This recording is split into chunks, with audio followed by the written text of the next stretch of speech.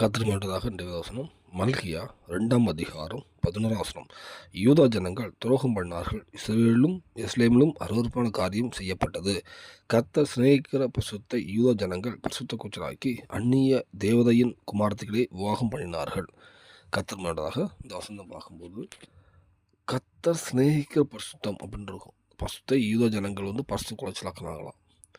இந்த வேளையில் கர்த்தர் சிநேகிக்கிற பரிசுத்தம் நம்மள்ட்ட இருக்குதா?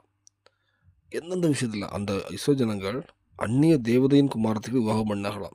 புறஜாதிகள் விவாகம் பண்ணும்போது கர்த்தர் சிநேகிக்க பரிசுத்த குலைச்சலாக்கப்படுது. இந்த வேளையில் நம்ம வாழ்க்கையில் பரிசுத்தம் இருக்குதா? எனக்கு கர்த்தர் சிநேகிக்க பரிசுத்தம். நம்ம வாழ்க்கையில் பரிசுத்தம் இல்லைன்னா எவ்வளோ நீங்கள் கர்த்தருடைய பிரசனத்தை ஜெபிச்சாலும் அந்த பிரசனத்தை நீங்கள் உணர முடியாது. ஏன்னா கர்த்தர் பரிசுத்த தேவன். நம்ம பாவத்தை மன்னிக்கிறாரா? நீங்கள் உண்மையாக நீங்கள் ஒரு முழு மனசோட கர்த்தர்ட்ட மன்னிப்பு கேட்டீங்கன்னா கர்த்தர் மன்னிக்கிறார். அவரை இயேசு ரத்தத்தால் நீங்கள் மன்னிக்கப்படுறீங்க. அதை மன்னிக்கப்பட்டு அதை காத்து கொண்டு இருந்தீங்கன்னா கண்டிப்பாக ஒரு பரிசுத்தமாக இருந்தீங்கன்னா கண்டிப்பாக உங்கள் மத்தியில் தேவன் பிரசன்னமாகுவார். ஏன்னா இஸ்ரவேல் ஜனங்கள் அந்த எகிப்திலிருந்து வரும்போது கூட அந்த பாலையும் பரிசுத்தமாக இருக்கணும்னே சொல்லுவார். மோசே பிரமாணம் கொடுப்பார்.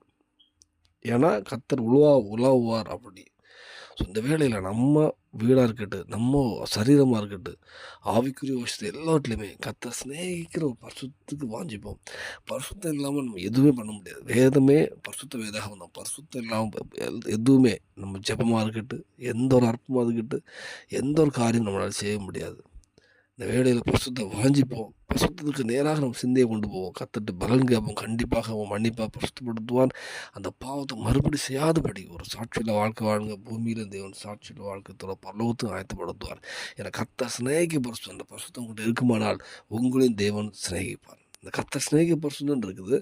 அப்போ அந்த பரிசுத்தம் கொண்டு வரும்போது அவர் உங்களையும் சிநேகிப்பார். கண்டிப்பாக சாட்சியாக மாற்றுவார். அர்ப்பணிப்போம். தேவன் கிருபை செய்வாராக. ஆமென்.